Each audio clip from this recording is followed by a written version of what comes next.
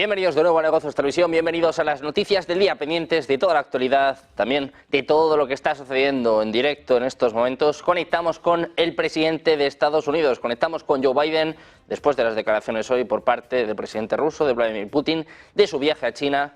Escuchamos ya al presidente de Estados Unidos. And I'm a lifetime member of the NAACP. But I said that a little earlier to the president. He said, "Are your dues paid up?" I got to check. Oh, my Lord. So many people here today. You changed the world. 70 years ago, you changed, I say the world, that's not hyperbole. I'm not exaggerating.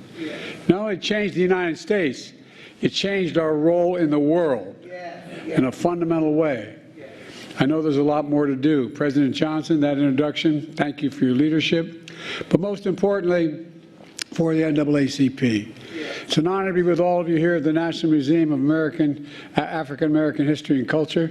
Remember, we were trying to get this built for years? That's right. It's pretty neat, isn't it? Yeah. By the way, I want to thank the staff who runs this place. They do an incredible job. Together, the NAACP and this museum are monuments to the power of black history. And black history is American history. It's American. You know,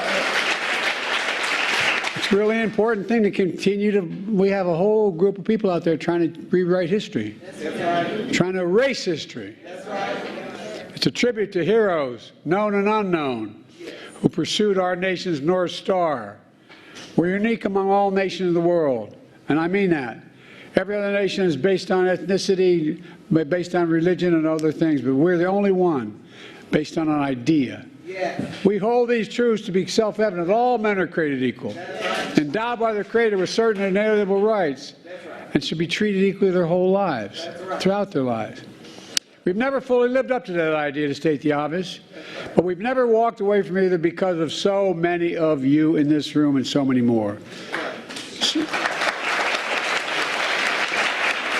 70 years ago, when the Supreme Court ruled in Brown versus the Board of Education that racial segregation in public schools is unconstitutional, a prayer was answered in a long struggle for freedom. Yesterday, I welcomed the family of plaintiffs in that landmark case to the White House, to the Oval Office, their office. Once upon a time, they were excluded from certain classrooms. But 70 years later, they're inside the most important rooms of all, the Oval Office, where they belong. They're a living reminder that once upon a time wasn't that long ago. And all the progress we've made is still have more to do, and there's still groups who are trying to erase it. You know, one of the cases that led to the landmark decision was in my home state of Delaware. A black mother from Hockessin, Delaware, joined by parents and 8 other students in Claymont, a town I moved to when work ran out in Scranton, Pennsylvania, and we moved back in 3rd grade, moved here to Delaware in 3rd grade. All in Claymont, they just wanted a simple proposition. They wanted their kids to be able to attend school and be treated with dignity and respect. They asked a man who I looked up to and really admired and helped me out as a young public defender, Louis L. Redding. He was the first man, the first black man ever admitted to the practice of law in the state of Delaware to say. All right. And think about that. Here, the first man, this guy was brilliant, and he didn't get admitted till after the 50s in Delaware. Well, he enlisted a young Jewish lawyer from the NAACP named Jack Greenberg to help him devise a legal strategy to get rid of racial segregation in Delaware schools. In 1952 in Delaware, for the first time in our country's history, in Beulah versus Gebhardt and Belton versus Gebhardt. All right. And by the way, any Delawareans here today? Right. All right. First time ever, segregated white public schools were ordered to admit black children. Yeah. Louis L. Redding's argument in those early Delaware cases laid the legal framework for Brown versus the board. All right. His story, a timeless truth about America. When we make real the promise of America for all Americans, the nation changes for the better. Everything from the economy to everything grows. Everything grows. After Brown versus board decision, the public schools gradually, and often much too slowly, were integrated. Graduation rates for black and Latino students increased significantly, though. The Brown decision proves a simple idea. We learn better when we learn together. That's why my administration is increasing funding for schools to bring together students from different backgrounds. My Department of Education is investing $300 million, including another $20 million announced today to support diversity in our schools. We're also funding efforts to increase diversity in teaching professions itself, because as the President said, black students, but particularly young black men, react to black teachers. Black students who have black teachers are significantly more likely to graduate from high school and enroll in college. It makes a difference, and it matters. My Department of Education provided an additional almost $500 million, $450 million, to ensure teachers in our school reflect the diversity in our country. We're just getting started. This money is going to go toward training the next generation of teachers at HBCUs, tribal colleges, and minority-serving institutions. By the way, not because I'm married to one, but we need to give teachers a raise. I mean it. Another lesson from Brown is that every child deserves a quality education.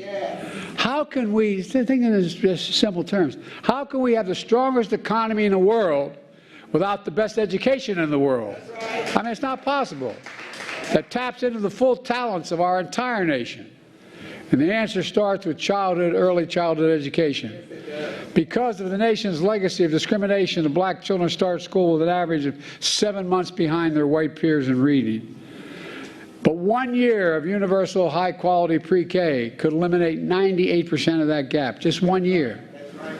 And children go to preschool who are nearly 50% more likely to finish high school and go on to earn a 2-year or 4-year degree no matter what their background is.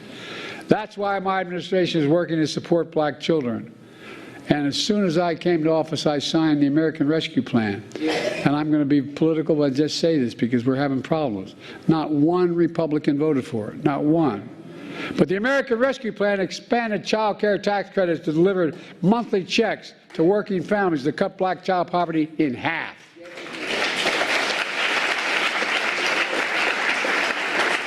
My Republican friends let it expire. But I'm going to keep fighting to reestablish it. We're going to get it reestablished.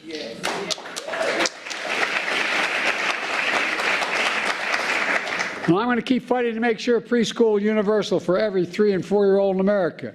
We can afford to do this. It's not hard. Instead of giving multi-billion-dollar breaks to the super wealthy, let's make the wealthy begin to pay their fair share of taxes. We can afford all this. I'll just slow up for just 1 second here. I'd live a little bit here because I'm going to get in trouble for keeping you longer. But, you know, we have 1,000 billionaires in America. 1,000. I'm a capitalist. You can make all that money, fine. Just pay your fair share. There you go. Well, here's the deal. You know what the federal tax rate is for a billionaire in America? 8.3%. If you just raised it to 25%, we raised $400 billion over the next 10 years. That could pay for all of this, cut the deficit, and do so much more. Just pay your fair share.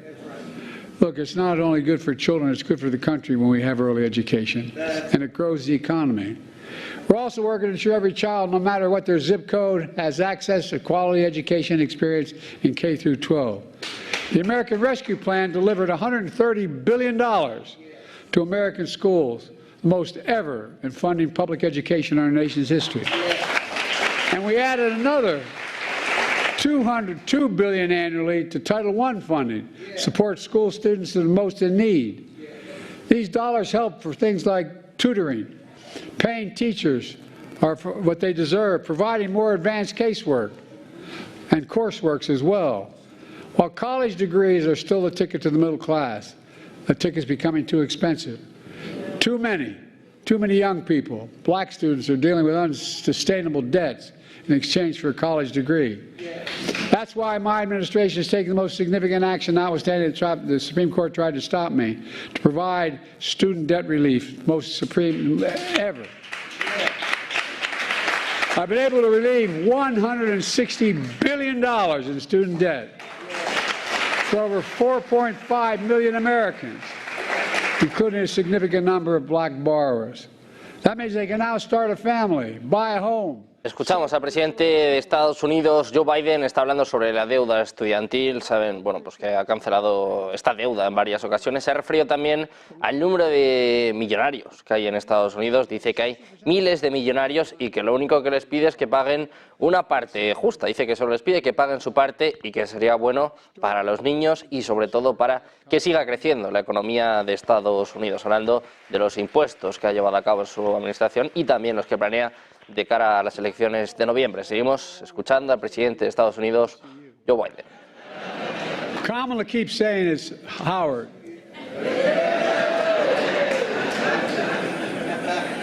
And I'm going Sunday to make a speech at that other place, that men's college, Morehouse.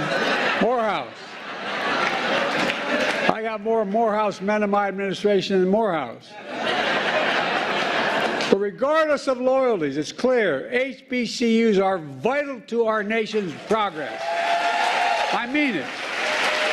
That's not hyperbole. HBCUs are responsible for 40% of black engineers in America, 50% of black teachers, 70% of all black doctors and dentists, 80% of all black judges. And by the way, I put more on the bench than anybody ever has.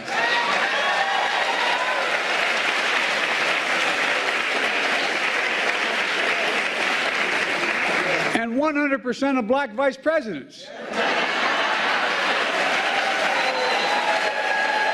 You got it.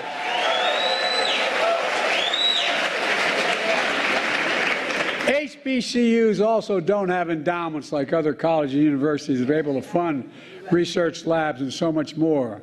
Well, Kamala and I made a commitment to lift HBCUs up, and we're keeping that commitment. Today, I'm proud to announce, as was mentioned earlier by the President, that we've invested over $16 billion in HBCUs, by far the most ever of any administration and a combination of almost all administrations.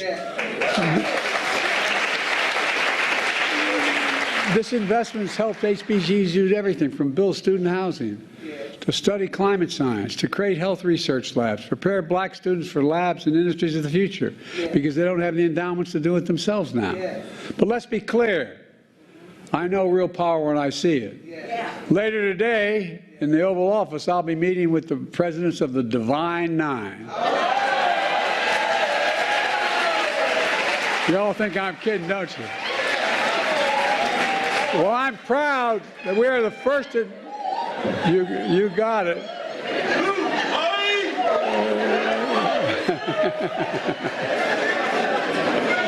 I can tell there's no... Anyway. We're the first administration in history to have a working group from the Divine Nine in the White House. And I asked them to do that from the very beginning. But we know 70 years after Brown versus Board, there were some forces trying to deny freedom of opportunity for all Americans.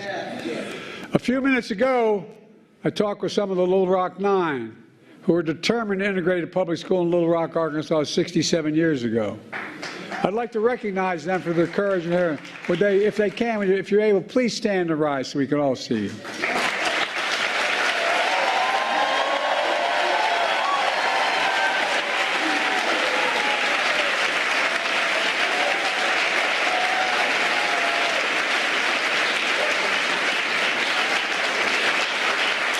Thank God Eisenhower was president.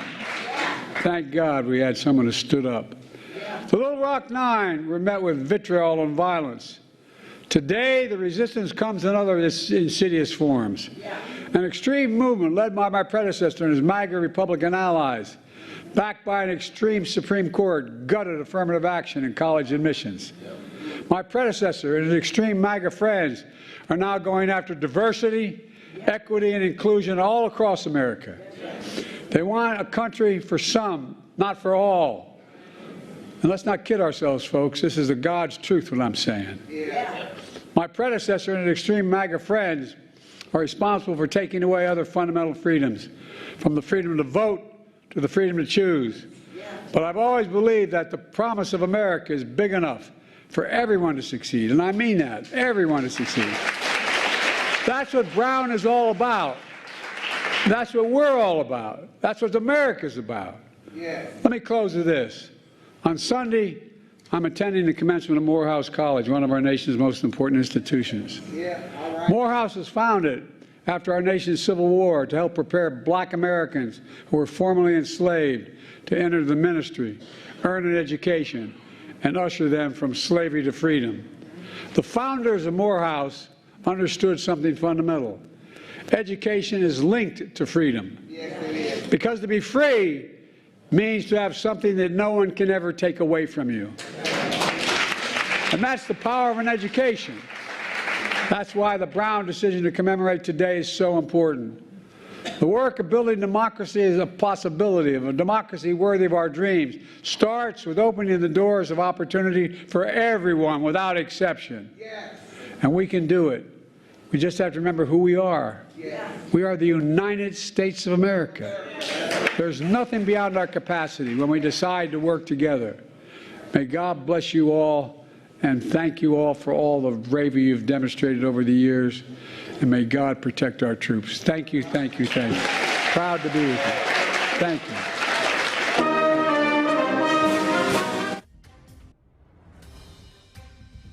Hasta aquí ha llegado la comparecencia de Joe Biden. El presidente de Estados Unidos terminaba haciendo hincapié en la importancia de la educación. Dice que es el único camino para prevenir la esclavitud. Hablaba antes también sobre los impuestos que ha llevado a cabo su administración. Hablaba pues, sobre todo de los impuestos para los millonarios. Dice que hay más de 1000 millonarios en Estados Unidos que tienen que pagar su parte, que tienen que contribuir precisamente para que siga creciendo la educación, para que se siga mejorando y sobre todo para que siga creciendo la economía de los Estados Unidos. Muy pendientes de las palabras de Joe Biden, también de las noticias más importantes de las últimas horas. Hacemos una pequeña pausa, unos minutos, y enseguida volvemos con las noticias del día en Negocios Televisión.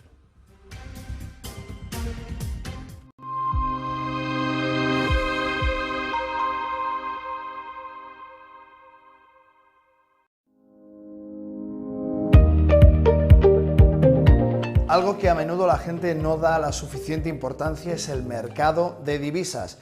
Y es que los cruces de divisas, que es así como se llama cuando se compara una divisa con otra, se cruzan y obtenemos un valor determinado, un valor numérico. Pero a menudo no se le da la importancia suficiente. Cuando yo me compro una camisa, probablemente haya sido diseñada, pues no lo sé, en Italia o en Francia o en cualquier sitio, ese diseño habrá sido manufacturado, vamos a decir, en China, como una de las grandes fábricas del mundo, y de ahí ya hay un cambio de divisa del euro al yuan.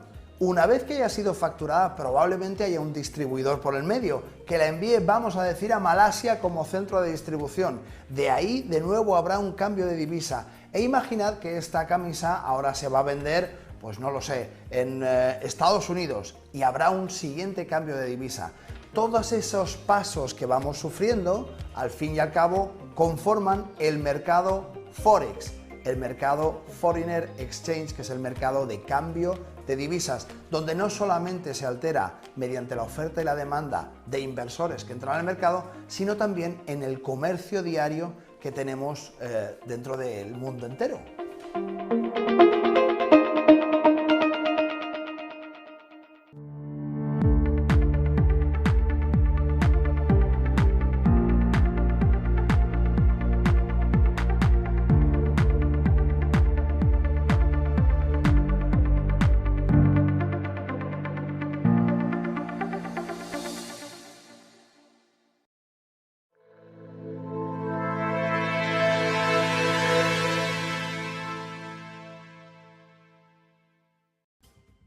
Bienvenidos de nuevo a Negocios Televisión, bienvenidos a las noticias del día, pendientes ya de la actualidad, de las últimas horas, un día más, fijándonos en lo que está pasando en Oriente Medio. Miramos a Israel, al portavoz de la CFDI, hablamos de Daniel Hagari. Ha dicho hace apenas unos minutos en una publicación en X que durante una operación conjunta del ejército israelí y el Shin Bet se han recuperado los cuerpos de 3 rehenes. Según su declaración, los 3 individuos llamados Isaac Gelerenter, Amit Buskila y Shani Luke estaban en el Festival de Música Supernova cuando Hamas atacó el 7 de octubre. Dice que intentaron esconderse pero que fueron asesinados por el grupo militante y sus cuerpos fueron llevados a Gaza. Una de las 3 víctimas era también ciudadano alemán israelí. En medio de la operación Rafah, en medio de la ampliación de la operación Israel, anuncia que ha encontrado los cuerpos de 3 rehenes en Gaza. El fiscal general adjunto del Ministerio de Justicia de Israel, el doctor Gilad Noam, ha dicho este viernes a la Corte Internacional de Justicia que está en marcha una guerra trágica entre su país y Hamás en Gaza, pero insiste en que no hay genocidio. Noam, que representa a Israel en el caso de la CIG, que investiga la operación de ese país en Gaza y sus consecuencias sobre la población civil palestina, argumenta que existe el peligro de que la Corte se vea involucrada en una microgestión de un conflicto armado, que es lo que Sudáfrica quiere que suceda. Además, Noam está acusando a Sudáfrica, que inició este caso, de apoyar a Hamás y de no estar interesada en la verdad, la ley o la justicia. Miramos también a España. El presidente del Gobierno, Pedro Sánchez, ha adelantado este viernes que el reconocimiento del Estado palestino no se producirá el 21 de mayo, como se había estado apuntando hasta ahora, sino que se va a llevar a cabo en los siguientes días, ya que aún se está coordinando para dar el paso junto a otros países europeos. En una entrevista en La Sexta decía Sánchez: no va a ser el próximo martes, será en los siguientes días. Es lo que señalaba en una entrevista recogida por Europa Press, explicando que el atraso respecto a la fecha, que se estaba dando prácticamente por segura, se debe a que el Gobierno se está coordinando con otros países para poder hacer una declaración y un reconocimiento conjunto. En este sentido, ha precisado que este fin de semana prevé cerrar los últimos detalles y también tratarlo con la vicepresidenta segunda, Yolanda Díaz, para poder llevarlo conjuntamente al Consejo de Ministros. Ha aclarado que en su comparecencia del miércoles 22 de mayo ante el Congreso de los Diputados estará en condiciones de clarificar el día en el que España reconocerá el Estado palestino. Pendientes de Sánchez, pendientes de España, les contamos que no va a permitir que barcos que transporten armas para Israel hagan escala en sus puertos. Es lo que ha dicho este viernes el ministro de Asuntos Exteriores, José Manuel Álvarez. Todo esto después de que el país se negara a permitir que un barco hiciera escala en el puerto sureste de Cartagena. El barco fue el primero al que se le negó el acceso a un puerto español, según dijo el propio Álvarez, agregando que la negativa era consistente con la decisión del Gobierno de no otorgar licencias de exportación de armas a Israel desde el 7 de octubre, ya que España no quiere contribuir a la guerra. Miramos también al secretario general de Naciones Unidas, Antonio Guterres, ha insistido este viernes en que cualquier asalto de las fuerzas de defensa de Israel a la ciudad de Rafah, en Gaza, es inaceptable debido a la fuerte presencia de civiles palestinos allí, ya que provocaría otro aumento de la violencia, dolor y miseria, cuando dice necesitamos un aumento de la ayuda para salvar vidas. En su intervención en la cumbre de la Liga Árabe en Manama, en Bahrein, Guterres ha instado a Israel y a Hamás a acordar la liberación inmediata e incondicional de todos los rehenes. Dice que nada puede justificar el castigo colectivo del pueblo palestino. Sin embargo, matiza que el número de víctimas civiles sigue aumentando. A la gente, dice, se le niega el acceso a lo más básico para la supervivencia humana. Una hambruna es inminente en Gaza. Esta es la advertencia del secretario general de la ONU. Y además también miramos a lo que está pasando en el Mar Rojo. El grupo de los hutíes ha dicho este viernes que sus fuerzas han derribado anoche un dron estadounidense MQ-9, es lo que apunta el comunicado de un portavoz del grupo. Hablamos de Amin Hayyan. El vehículo aéreo no tripulado fue derribado mientras llevaba a cabo acciones hostiles en el espacio aéreo de la gobernación de Marib, según apuntaba este portavoz. Dice que es el cuarto dron derribado durante la batalla de la Conquista Prometida y la Santa Yihad en apoyo a Gaza. A principios de esta semana, el Comando Central de Estados Unidos destruyó 4 drones que se cree que pertenecen al grupo de los hutíes. Miramos también a Corea del Norte. El Estado Mayor Conjunto de Corea del Sur ha dicho este viernes que se cree que Corea del Norte lanzó varios misiles balísticos de corto alcance hacia el Mar del Este. A principios de esta semana, Corea del Norte advirtió sobre consecuencias catastróficas si Estados Unidos y Corea del Sur realizaran sus ejercicios militares conjuntos anuales en agosto. Los lanzamientos de cohetes se producen después de que Corea del Norte disparara misiles balísticos hacia el Mar del Este el 22 de abril. Miramos también a China. Ha criticado este viernes a Estados Unidos por su lógica de blanco y negro y su actitud de buscar enemigos en lugar de la paz, en referencia a las recientes declaraciones de un portavoz del Departamento de Estado sobre la guerra de Ucrania. El portavoz del Ministerio de Exteriores, Wang Wenbin, ha acusado hoy a Washington de mantener una mentalidad de la Guerra Fría y de ser responsable en parte del estallido y la intensificación del conflicto en Ucrania. Este jueves, el portavoz del Departamento de Estado estadounidense, Vedant Patel, aseguraba que China no puede tener el pastel y comérselo también al pretender tener al mismo tiempo relaciones buenas, sólidas y más profundas con Europa, a la vez que alimenta la mayor amenaza a la seguridad europea en mucho tiempo, en referencia a sus relaciones con Moscú. Miramos también a Francia. La policía francesa ha neutralizado hoy a un individuo armado sospechoso de planear incendiar una sinagoga en Rouen este viernes. Es lo que apuntaba el ministro de Interior del país, Gérald de Armani. Dice además que felicita por su capacidad de respuesta y valentía a los policías, es lo que escribía el ministro en X. En este sentido, también a principios de este mes, la sinagoga principal de Varsovia fue atacada con bombas incendiarias, mientras las tensiones continúan creciendo en el continente europeo en medio del conflicto entre Israel y Hamás en la Franja de Gaza.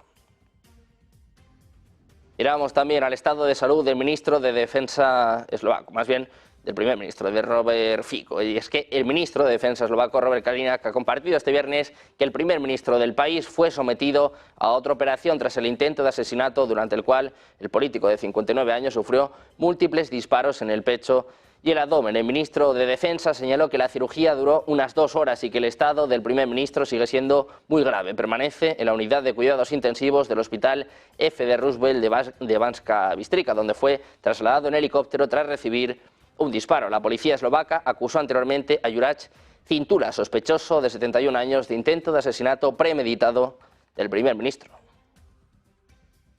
Miramos también a la OTAN. Como saben, la situación en Kharkov ha empeorado para los ucranianos en las últimas semanas ante la ofensiva militar de Rusia. Kiev ha reconocido que las tropas del ejército ruso están logrando éxitos tácticos. Por ello, la OTAN se plantea enviar entrenadores militares que ayuden a formar a los nuevos reclutas que combatirán por Kiev. La OTAN podría dar un paso más en su implicación en la guerra de Ucrania y, por lo tanto, en su oposición a Rusia, porque se plantea enviar allí, a la zona de guerra, a entrenadores militares. La OTAN es consciente de la situación de urgencia que está viviendo Ucrania y de las derrotas que está sufriendo en los últimos días. Después del recrudecimiento de los ataques por parte de Rusia, los militares se desplazarían a Ucrania y darían formación militar a las personas reclutadas. Esto podría ser interpretado como un gesto de escalada por parte de Rusia, pero de momento Estados Unidos, el principal aliado de la OTAN y también de Ucrania, ha cerrado la puerta a que haya militares de la OTAN luchando en suelo ucraniano, porque sin duda esto implicaría un enfrentamiento directo con Moscú.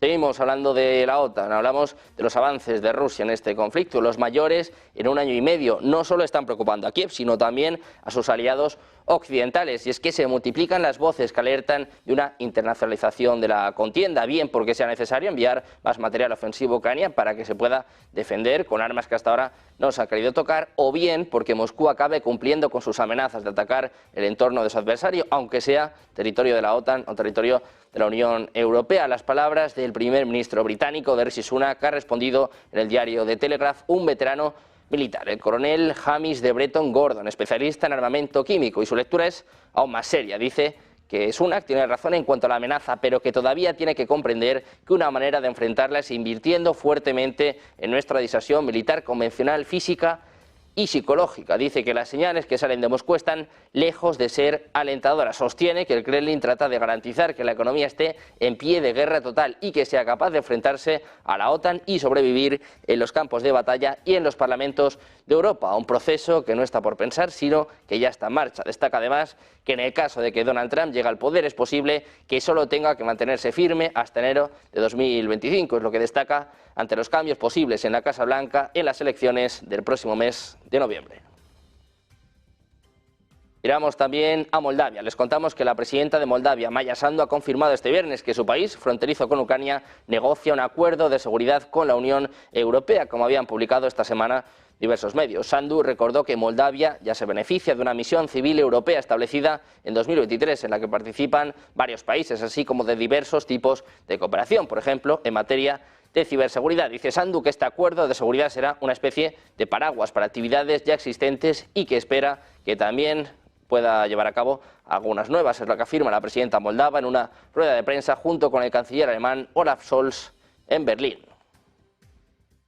Hablamos también de Hungría, del ministro de Asuntos Exteriores húngaro, Péter Szijjártó. Ha dicho que ha vetado la decisión del Consejo de Europa de reconocer y apoyar solo un plan de paz para Ucrania, la fórmula de paz del presidente ucraniano Volodymyr Zelensky. El ministro húngaro ha lamentado la ausencia de Rusia en el Consejo de Europa y ha señalado que el Consejo de Europa podría haber sido una gran plataforma para la construcción de la paz, pero después de la exclusión de los rusos dice que esta oportunidad se ha perdido. Añade que en lugar de transferencias de armas y fantasías de guerra nuclear necesitamos conversaciones de paz reales, y las conversaciones de paz solo pueden tener lugar cuando todas las partes en este conflicto estén sentadas en la mesa. Dijo además que hoy el Consejo de Europa también quería adoptar una resolución en la que quería reconocer únicamente el plan de paz del presidente Zelensky, que debería ser considerado y apoyado.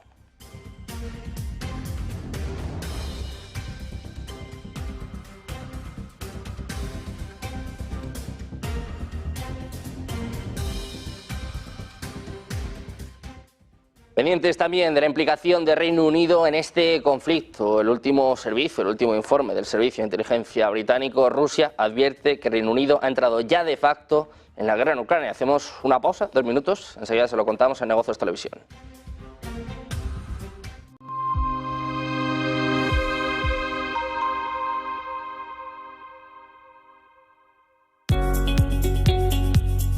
En Arquia Banca nuestros clientes son lo primero. Por eso les ofrecemos soluciones de inversión personalizadas y adaptadas a su perfil de riesgo. Nuestro método: diseñamos una estrategia a largo plazo combinando fondos consolidados y diversificados tras realizar un exhaustivo análisis de los mercados y las tendencias globales. Arquia Banca. Cuidamos de su patrimonio como si fuese nuestro. Creemos que la sociedad actual necesita más arte y más color. Le da a la gente la oportunidad de asimilar diferentes perspectivas.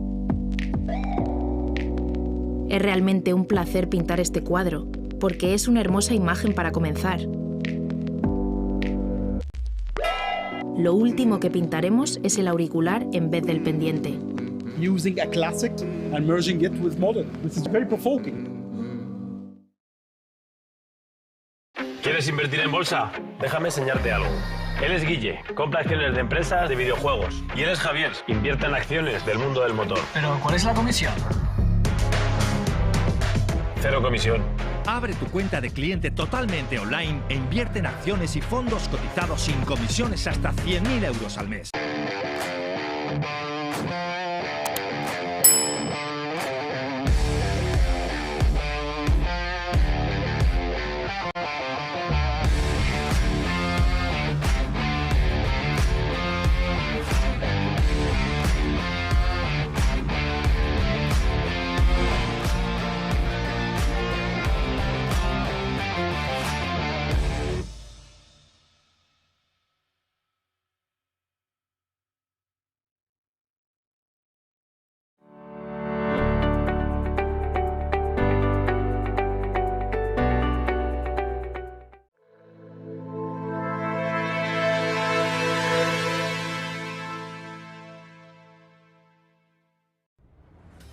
Ya estamos de vuelta en Negocios Televisión, pendientes de toda la actualidad, todas las noticias de última hora, pendientes de Reino Unido. Del Servicio de Inteligencia británico ha afirmado este mismo viernes que la destitución del ministro de Defensa de Rusia, Sergei Shoigu, no tendrá un impacto inmediato en el avance de las tropas rusas en Ucrania. Además, ha señalado que la situación representará un gran reto para su sucesor, Andrei Belousov. La inteligencia británica ha indicado en su informe diario sobre la situación en el campo de batalla que es muy poco probable que el cambio en el Ministerio de Defensa afecte de inmediato los objetivos de Rusia en la guerra en Ucrania. Dice que dado que Putin también ha anunciado que no habrá cambios en los nombramientos de altos cargos del Estado Mayor de las Fuerzas Armadas, lo más probable es que el enfoque actual se prolongue, es lo que señala este informe. El documento también destaca que el nuevo ministro de Defensa, Belousov, enfrentará un gran reto al abordar el alto nivel de corrupción dentro del Ministerio y las Fuerzas Armadas rusas. Añade que esta situación se ha visto agravada por la reciente detención del viceministro de Defensa, Timur Ivanov, en abril y del jefe de personal,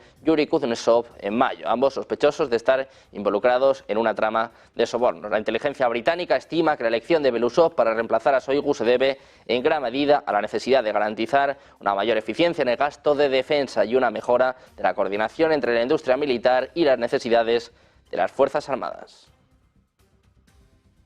Miramos también a Rusia. El embajador de Rusia en Gran Bretaña, ojo, porque ha afirmado este viernes que Londres participa ya de facto en la guerra en Ucrania. Estas acusaciones se deben tanto a las armas que están suministrando a Kiev como al hecho de que le estén compartiendo información de inteligencia en tiempo real. Andrei Kelin, embajador de Rusia en Gran Bretaña, ha hecho estos comentarios a la cadena de televisión estatal rusa Rosilla 24, tal y como recoge la agencia Reuters. Precisamente, hace apenas unos días, Reino Unido autorizó a Ucrania a utilizar armas británicas para atacar objetivos dentro del territorio ruso. Esta decisión, que ha provocado la amenaza de represalias por parte de Rusia, tiene como objetivo fortalecer las capacidades ucranianas. Además, este mismo viernes, el gobierno británico ha anunciado un nuevo paquete de sanciones contra 3 compañías y un individuo dirigidas al intercambio comercial, dicen, ilícito de armamento a cambio de petróleo entre Rusia y Corea del Norte, algo que no ha gustado nada a Moscú, que advierte de que Reino Unido ha entrado ya de facto en la guerra en Ucrania.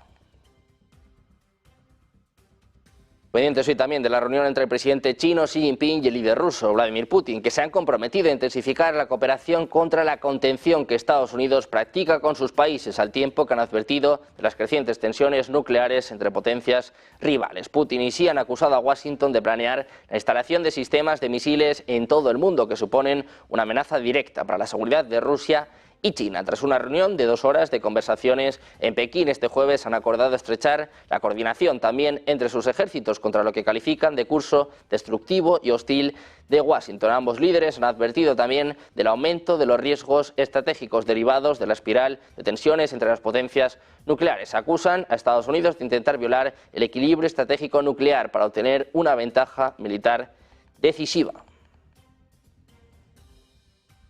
Seguimos mirando esta reunión, seguimos mirando a Rusia y a China, que esperan firmar un contrato en un futuro próximo sobre el gasoducto Energía de Siberia 2, que transportará gas ruso a China, según ha declarado este jueves a última hora el viceprimer ministro ruso Alexander Novak a Interfax. Rusia lleva años negociando la construcción del gasoducto Energía de Siberia 2, que transportará 50.000 millones de metros cúbicos de gas natural al año desde la región de Yamal, en el norte de Rusia, hasta China, pasando por Mongolia. Novak, máximo responsable de petróleo y gas del presidente Vladimir Putin, forma parte de la delegación rusa que se encuentra actualmente de visita en China, aunque no está el director general de Gazprom. Durante este viaje, Putin y Xi Jinping han prometido una nueva era de asociación estratégica, ya que el líder ruso recurre cada vez más a China para apoyar su economía en tiempos de guerra. Precisamente el presidente ruso Vladimir Putin ha asegurado este viernes que Occidente acusa a Rusia de no querer negociar la paz en Ucrania sin invitarla a reuniones como la Cumbre de Paz en Suiza, que se va a celebrar el próximo mes. En este sentido, el propio Putin decía: queremos negociar, pero no vamos a aceptar fórmulas que desconocemos. Escuchamos. Ocurre en torno a la reunión en Suiza que está programada. No queremos debatir ninguna fórmulas que desconocemos, pero nunca nos negamos a mantener conversaciones. Fueron ellos los que anularon el proceso de negociaciones, los que dijeron que quieren derrotarnos en el campo de batalla, quieren luchar hasta el último ucraniano. Decía Putin que Rusia se le acusa de no querer participar en negociaciones, pero que tampoco les invitan. Es lo que apuntaba durante una rueda de prensa con medios rusos al término de su visita de 2 días a China. Insistió en que a Rusia no la invitan y que luego dicen que no la ven en esa negociación. Mientras tanto, el presidente ruso Vladimir Putin ha dicho este viernes que Rusia no tiene planes de tomar Kharkov en este momento. La observación se produce en medio de la creciente preocupación de las autoridades ucranianas por la intensificación de las acciones en la zona. En una conferencia de prensa, el presidente ruso ha afirmado que las fuerzas rusas están logrando avances significativos en Kharkov, al tiempo que afirmó que el conflicto es culpa de las autoridades de Kiev. Escuchamos a Putin, lo confirma, dice: Rusia de momento no quiere tomar Kharkov. Lo escuchamos. En lo que respecta al frente de Kharkov, también es su culpa, porque fueron ellos quienes bombardearon y siguen bombardeando los barrios residenciales de nuestras regiones fronterizas, incluido la ciudad de Belgorod. Bombardean el centro de la ciudad. Las zonas residenciales. Ya había dicho que si esto continuaría, deberíamos crear una zona sanitaria, y es lo que estamos haciendo. En cuanto a Kharkov, por el momento no tenemos planes. Putin ha enfatizado que Rusia siempre ha estado abierta a las negociaciones y ha citado los acuerdos de Estambul como base para posibles conversaciones de paz. Además, ha criticado a los líderes ucranianos por eludir su responsabilidad, diciendo que están tratando de echar la culpa a Rusia. También el presidente ruso Vladimir Putin ha mandado un mensaje a Emmanuel Macron. Como saben, el envío de tropas francesas a Ucrania ha estado siempre sobre la mesa. Sobre esto preguntaban al propio Vladimir Putin, que decía que es una pregunta que hay que trasladar a Macron, pero ojo, que en el caso de que esto suceda habrá consecuencias. Escuchamos.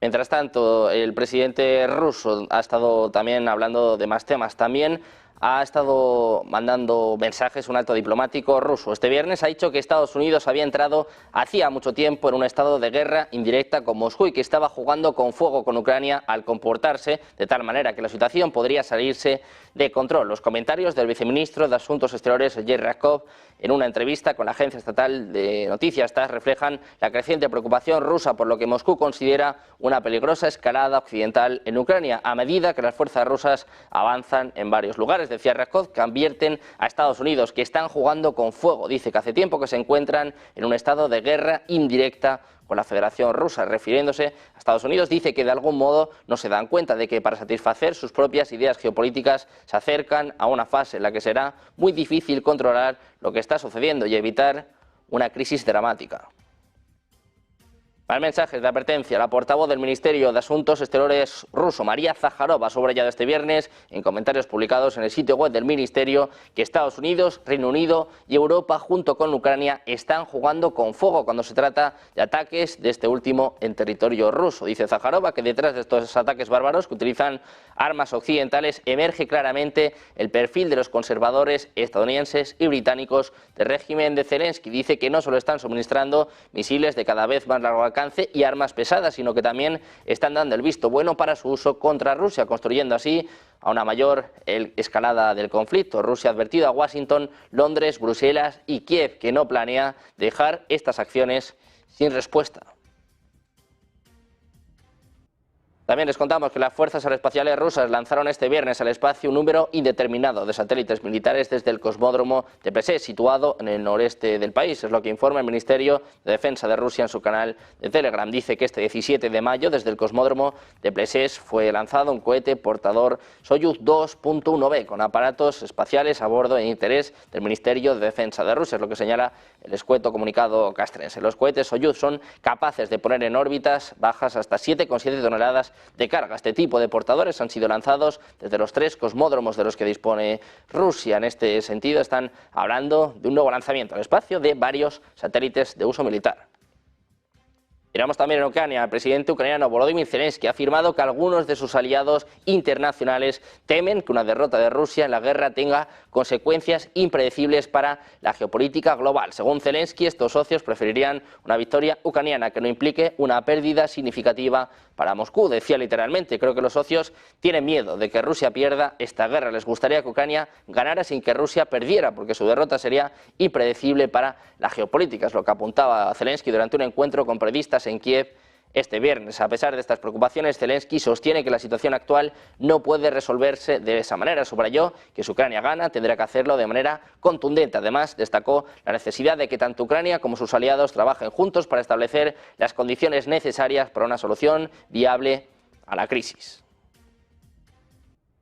Seguimos hablando de Zelensky. El presidente ucraniano ha calificado la iniciativa de paz olímpica presentada por el líder francés Emmanuel Macron como una historia muerta. Informa de que varios medios ucranianos están informando sobre esta cuestión, señalando que el propio Zelensky ha dicho que ya existía un alto el fuego en el marco de las operaciones militares, pero que no funcionó. Dice además que existe un peligro, y es que ¿quién puede decir que sus fuerzas no se van a acercar a nosotros durante la tregua? Hablando de las fuerzas rusas, dice que un alto el fuego no impide que un vehículo militar se acerque y luego ataque. Entonces dice Zelensky que no entiende estos detalles y que le parece todavía una historia muerta. Habla de la tregua olímpica propuesta por Macron.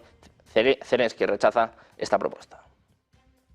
Las autoridades ucranianas han alertado de que de continuar como hasta ahora la ofensiva rusa sobre el norte de Kharkov, tendrá que recurrir a Polonia para recibir asistencia humanitaria para los miles de desplazados que huyen de los combates. Dice una viceministra, la viceprimera ministra de Ucrania, que pide al gobierno polaco que sienta como entonces la gravedad de la situación actual. Añade que espera un invierno duro porque Rusia ha destruido sus centrales eléctricas. Es lo que señalaba la viceprimera ministra de Ucrania, Irina Vereshchuk. Dice que Kharkov y otras ciudades necesitan apoyo energético y otros tipos de ayuda, que es una ciudad de 1 millón de habitantes con 500.000 refugiados, confiando en que el gobierno polaco actúe rápidamente en caso de necesidad. Vereshchuk ha contado que un gran número de refugiados se dirigen a la capital homónima de la provincia de Kharkov debido al aumento de los ataques de las tropas rusas durante las últimas semanas. Añade que esta gente lo ha perdido todo. Después de más de un año de normalidad, la capital ucraniana vuelve a experimentar esta semana cortes de electricidad debido al déficit provocado por la última campaña de ataques aéreos rusos contra el sistema eléctrico ucraniano, que ha perdido buena parte de su capacidad de generación en apenas una semana. Los apagones programados en todo el país para ahorrar energía por la empresa eléctrica nacional Ukrenergo y por otros proveedores comenzaron en Kiev este miércoles, coincidiendo con el incremento de la demanda en todo el país por la bajada de las temperaturas. Otras regiones como Kharkov o Sumy ya llevaban semanas sufriendo cortes después de que los ataques rusos destruyeran infraestructuras de generación y de distribución de las que dependía el servicio. Miramos también a la última advertencia de los BRICS, el último mensaje. Durante su reciente visita a China, el presidente ruso, Vladimir Putin, ha sostenido una reunión con su homólogo chino, con Xi Jinping, en la cual acordaron avanzar en el desarrollo de proyectos de inversión conjunto y seguir dando pasos hacia la desdolarización para enfrentar a Estados Unidos. Los mandatarios acordaron seguir enfrentando en la práctica los desafíos que implica el mayor acercamiento de sus economías usando sus monedas locales. Esto en el marco de las sanciones económicas impuestas por Occidente a Rusia después del inicio del conflicto, las cuales dificultan el comercio con esta nación. Al respecto, Putin ha destacado que la decisión de realizar pagos bilaterales en las monedas de sus países ha impulsado significativamente el comercio de Rusia con China, el cual ha crecido en más del 26% en los últimos 2 años. Decían que hoy en día el 90% de todos los pagos se realizan en rublos y yuanes. Es lo que decía Putin, describiendo este cambio como una de las claves para ampliar los flujos comerciales entre China y Rusia. Agregó que muchos otros países se irán sumando paulatinamente a este nuevo sistema de funcionamiento. Considera asimismo que los dólares en el mundo terminarán convirtiéndose en excedentes.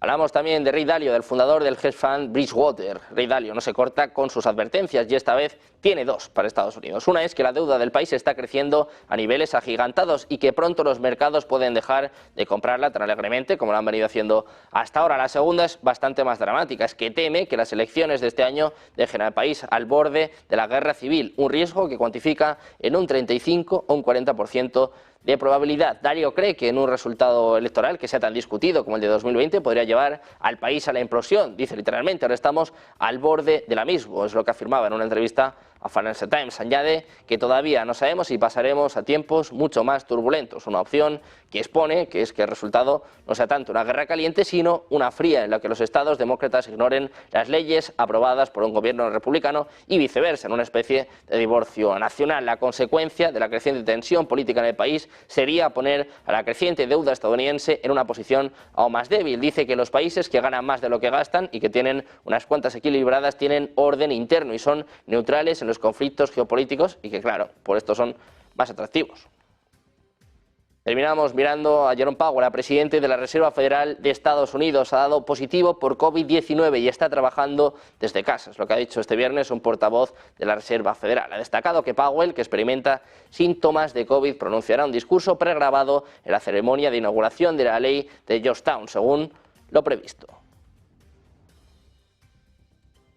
Pendientes de más últimas horas, más actualidad, como siempre, el mejor análisis, una pausa y seguimos con toda la información en La Voz de Televisión.